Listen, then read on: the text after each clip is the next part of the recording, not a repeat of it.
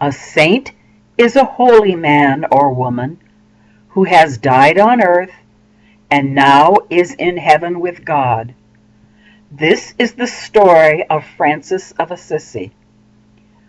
Francis was born about 940 years ago, in 1181. He was born into a wealthy family. When he was about 25 years old, he believed he heard a message from God telling him to repair the church.